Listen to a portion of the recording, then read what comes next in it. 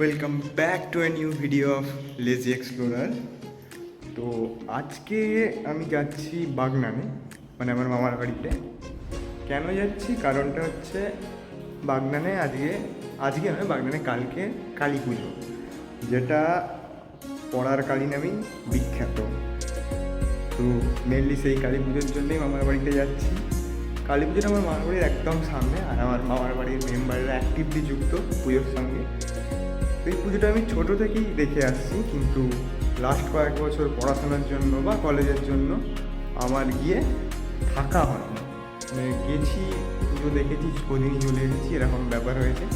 কিন্তু এবারে আমি ফাঁকা আছি, আর এবারে কালকে পুজো, আমি আগের দিন চলে যাচ্ছি। আজকে থাকবো, কালকে পুরো দিনটা এনজয় করবো, তারপর কবে ফিরবো সেটা দেখবো। স্টেশনে তো পৌঁছে গেছি, এবার ওয়েট করছি ট্রেনের জন্য। ট্রেন আসতে বেশি দেরি হওয়ার কথা নয়, ট্রেনের টাইম হয়েই গেছে প্রায়। তো ট্রেন এলে সেই ট্রেনে করে সোজা বাগনান। প্রচণ্ড গরম বাইরে, এইটুকু আসতে না আসতেই আমি পুরো ঘেমে পুরো গেঞ্জি ভিজে গেছে। এই ভিডিওটাতে আমি পুজো আর পুজো রিলেটেড জিনিসই বেশি দেখাবো, তাই ভিডিওটা হয়তো কোনো প্রপার ব্লগ হবে না, কিন্তু তাও আশা করছি সবারই ভালো লাগবে।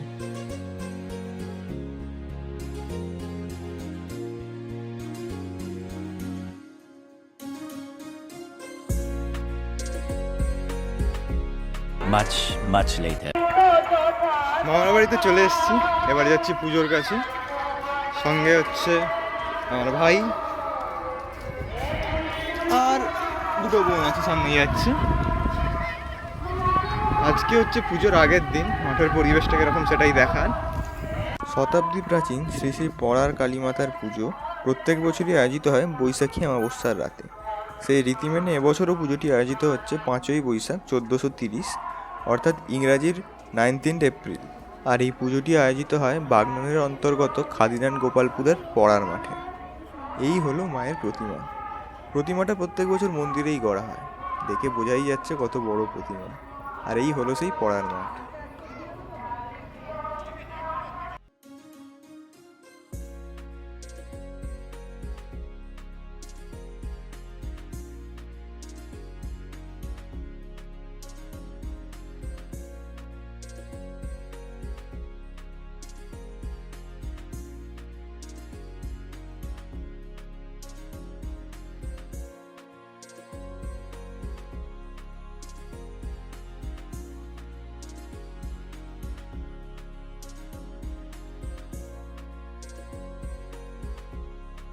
কালকে পুজো, তাই আজ থেকেই মন্দিরের ভিতরটা সাজানোর কাজ শুরু হয়ে গেছে।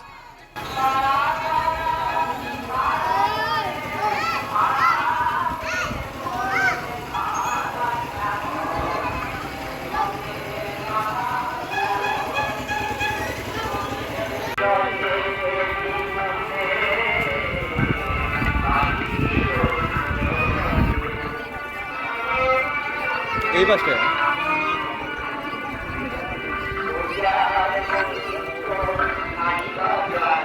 এটা হলো পুজোর আগের দিন। অনেক জায়গায় পুজোতেও এত লোক হয় না, এখানে পুজোর আগের দিনেই যা ভিড়। আর এই হচ্ছে মন্দির, মন্দিরের পেছনে ওটা হচ্ছে একটা স্কুল। আর পুজোর সমস্ত পুজোগুলো ওইখানেই রাখা হয় সংগ্রহ করে। আর সামনে একটা আটচালা মতো আছে। এই হলো মন্দির, আর এই হলো পাশের সেই স্কুলটা। এর ভেতরেই সমস্ত পুজোগুলো রাখা হয়, এই রুমগুলোর ভেতরে। ওপরেও আছে।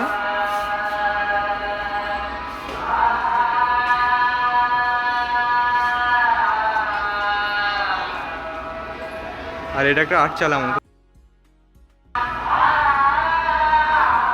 এইখান থেকে পুরো মাঠটাকে দেখা যায়।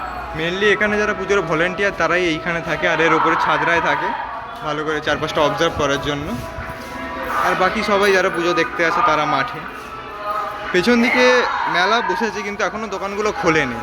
আর পেছন দিকে হয়তো কিছু নাগরদোল্লাও থাকে ওইরকম শেষ জায়গাটা করে। তো গিয়ে দেখা যাক আজকে কিছু বসেছে কিনা।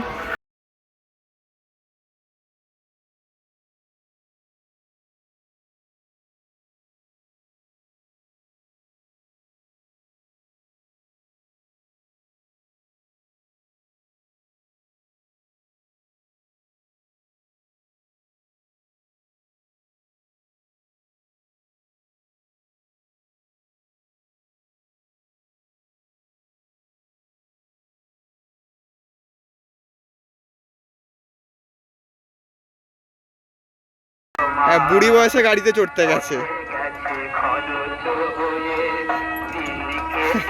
আরে খুলে যাবে ওটা। এই ওটা ট্র্যাম্পলিন, দেখ লাফায় ওটায় দাঁড়িয়ে। ওটা ট্রেন নয়, বললাম না ট্র্যাম্পলিন ওটা। আমি ঠিকই বলেছিলাম, এই মেয়েটা ভুলভাল বলছিল। এই যে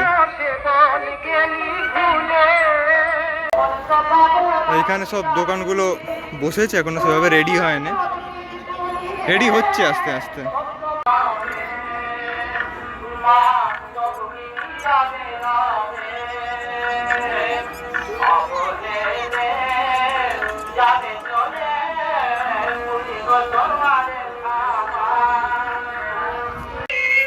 এই পুকুরটায় ঠাকুরের ঘর ডোবানো হয়, আর ঠাকুরটা বিসর্জন হয় এই পুকুরটাতেই। মন্দিরে যাওয়ার রাস্তা হচ্ছে এইটা।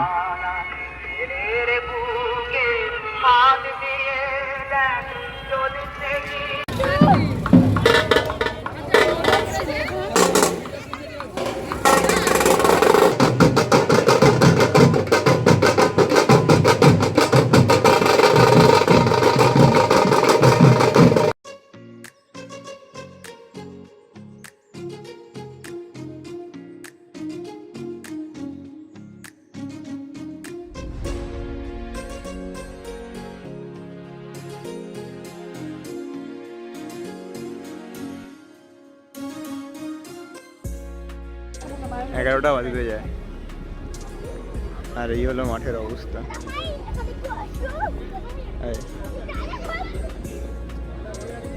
আমার ভাই এই টাইমটায় মেনলি চারপাশে লাইট লাগানো হচ্ছে, মানে মেনলি রাস্তাটায় যেখান দিয়ে লোকজন আসবে। আসার অনেকগুলো রাস্তা আছে, বাট মেজরিটি যে রাস্তাটা দিয়ে আসে সেই রাস্তাটায় লাইটটা বেশি করে লাগানো হয়, তো সেটাই চলছে। সঙ্গে কিছু সিসিটিভি ক্যামেরাও ইনস্টল করছে ওই পাশে, কারণ নজরদারিটা জরুরি, পুরোটা ইন্সপেকশনে রাখতে হবে। এই হলো মাঠের অবস্থা।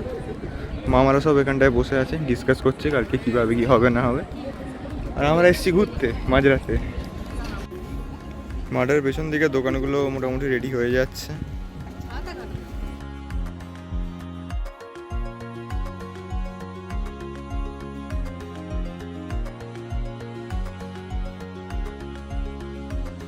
The next day. এখন বাজে প্রায় 9:30। সকাল সকালই মন্দিরে যাচ্ছি মায়ের দর্শন করতে।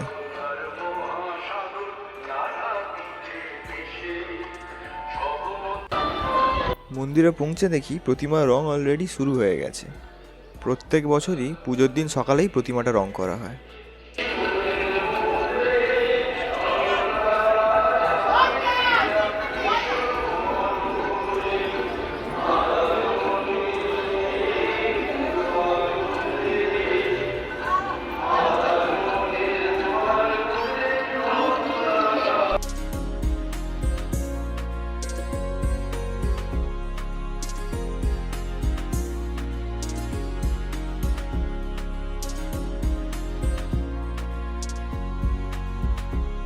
মা কালীর সঙ্গে সঙ্গে ডাকিনী যোগিনীর রঙও শুরু হয়ে গেছে।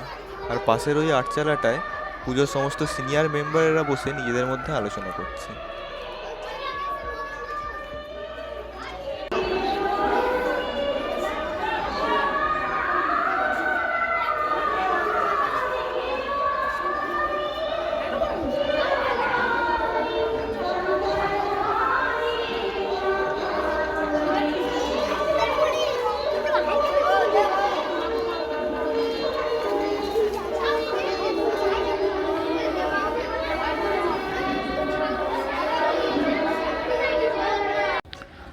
বিকাল হতেই নো এন্ট্রি লাগিয়ে দিয়েছে এখানে। আর একটা যে রাস্তা আছে সেখানেও নো এন্ট্রি, মানে কোনো গাড়ি আর ঢুকতে পারবে না এখানে। যদিও গাড়ি ঢোকার দরকার নেই, এটা মাঠ। এখন বাজে বিকেল 4:28 আর ঠাকুরের রং কমপ্লিট।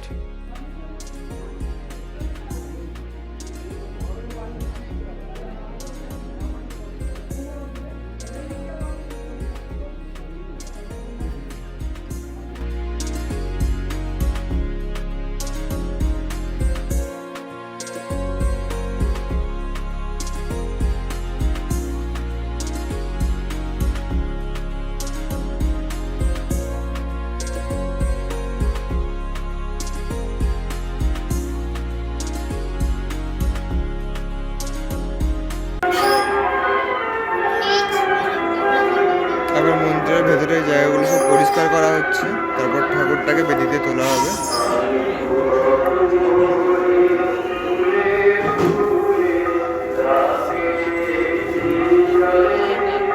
এত বড় ঠাকুরকে বেদিতে তোলা চারটিখানি কথা নয়।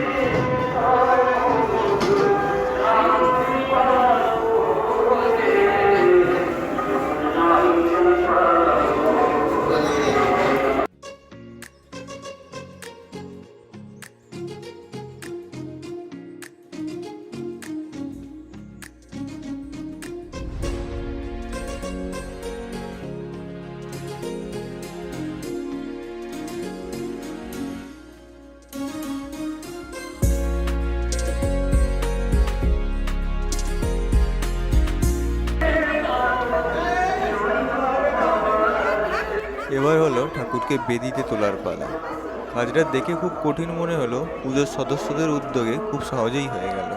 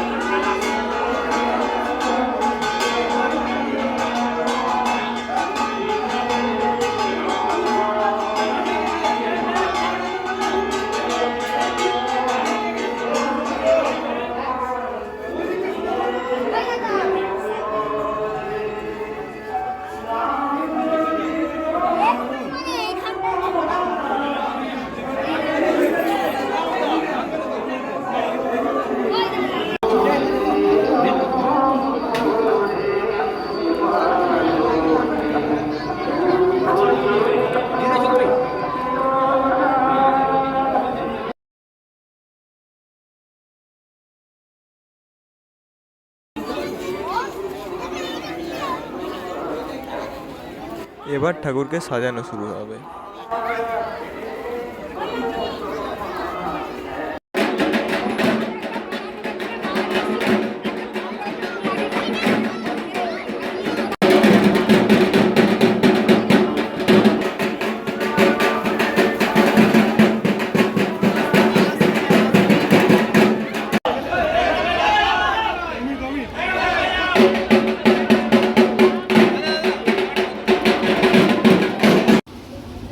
পুজো নেওয়া শুরু হয়ে গেছে।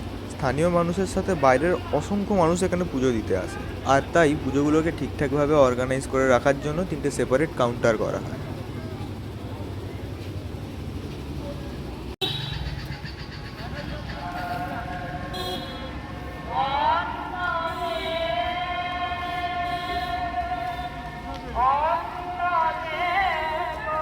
ঘট ডোবানোর সময় অনেক বাজি হয় এখানে, সে বাজেরই কাঠামো তৈরি চলছে এখন।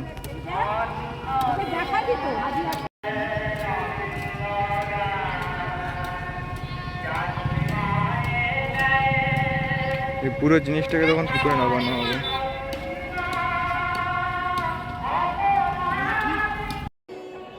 এখন বাজে 6:42। ঠাকুর সাজানোর কাজ প্রায় শেষের পথে। মাকে এই রূপে দেখার জন্য সারা বছর অসংখ্য মানুষ অপেক্ষা করে থাকে।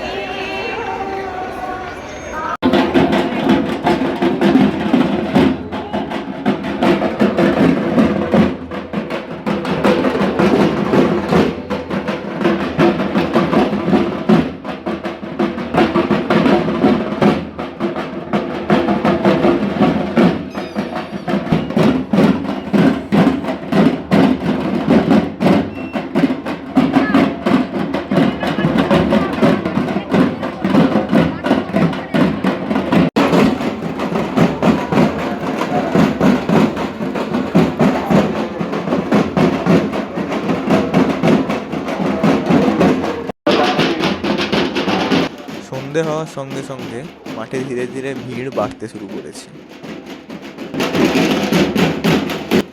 পুজো দেওয়ার জন্য মন্দিরের পিছনে লম্বা লাইন পড়েছে।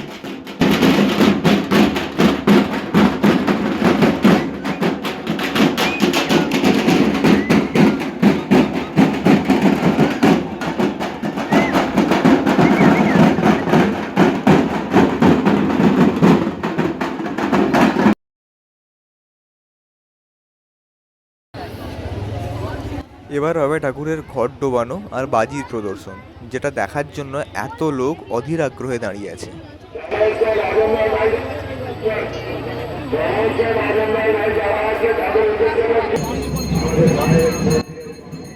ঠাকুর মশাই যাচ্ছেন নারায়ণ আনতে।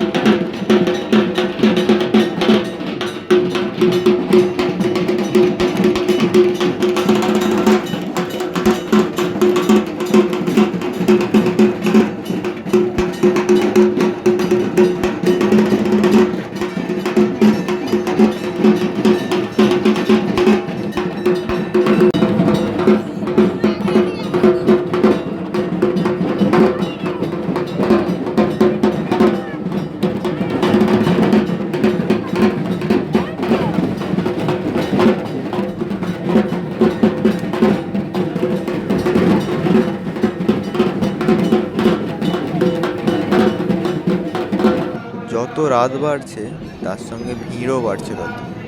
যারা দূর দূর থেকে পুজো দিতে এসেছেন তারা পুজো দিয়ে রাতটা মাঠেই কাটাবেন, তারপর সকালবেলা পুজো নিয়ে বাড়ি ফিরবেন।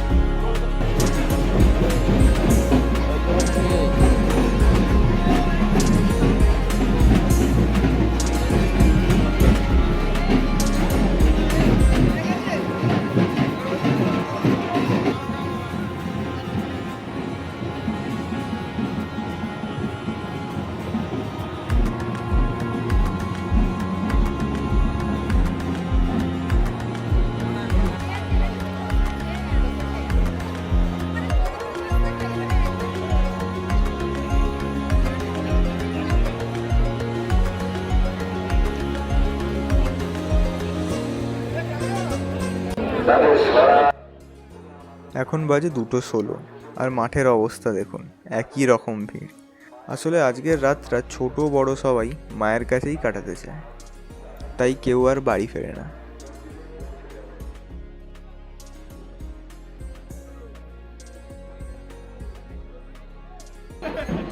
মায়ের আরতি শুরু হয়ে গেছে।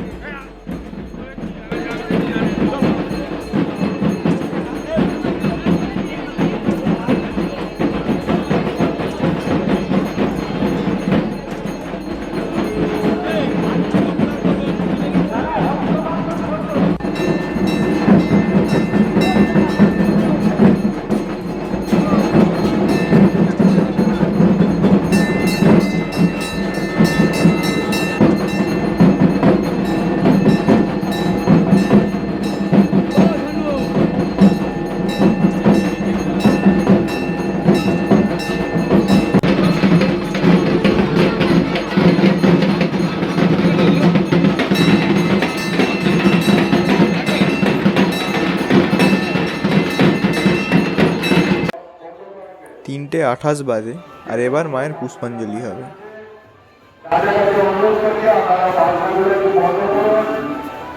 আমাদের পুষ্পাঞ্জলি এখানে শুরু হবে। বাচ্চারা বাইরের কাছে অনুরোধ করছে, আপনারা বাচ্চাটা বন্ধ করুন।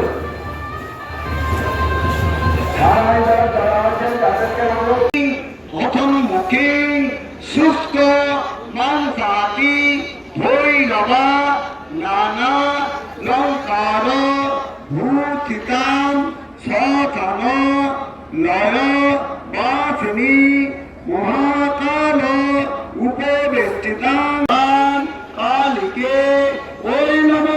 ফুলগুলো ফেলবেন না, ফুলগুলো কেউ সংগ্রহ করে নিচ্ছে, আপনারা ফুলগুলো ব্লক করে ফেলবেন না। কুমারী পুজো চলছে।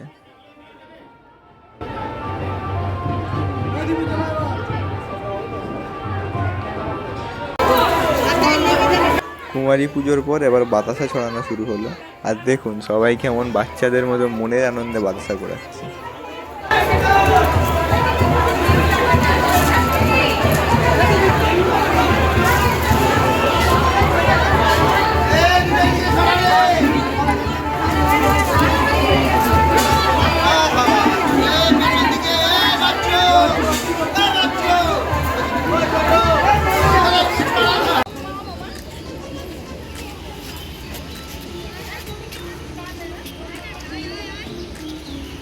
সকাল হয়ে এসছে প্রায়, আলো ফুটে গেছে আকাশে হালকা হালকা।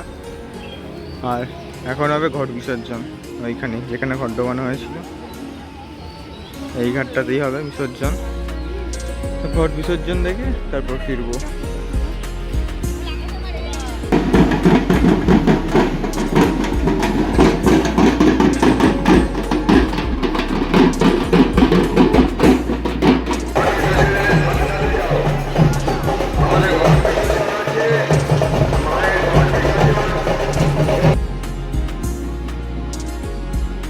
পুজো শেষ, এবার ঘট বিসর্জনের পালা। এখন কিন্তু শুধু ঘরটাই বিসর্জন হচ্ছে, মূর্তি 23 তারিখে বিসর্জন হবে।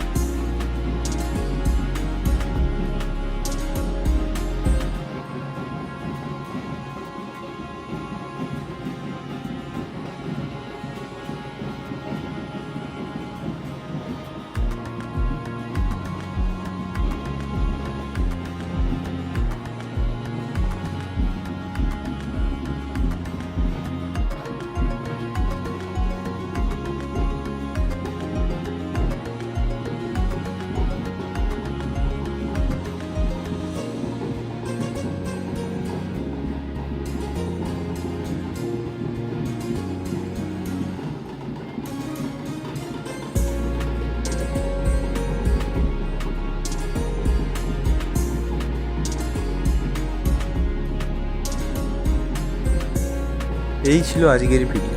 ঠাকুরকে প্রণাম জানিয়ে ভিডিওটা এখানেই শেষ করছি। আমি জানি ভিডিওটা অনেকটা লম্বা হয়ে গেছে, আর ভিডিওটা কোনো প্রপার ব্লগও হয়নি, কিন্তু তাও যদি ভিডিওটা দেখেন ভালো লাগবে। Thanks for watching.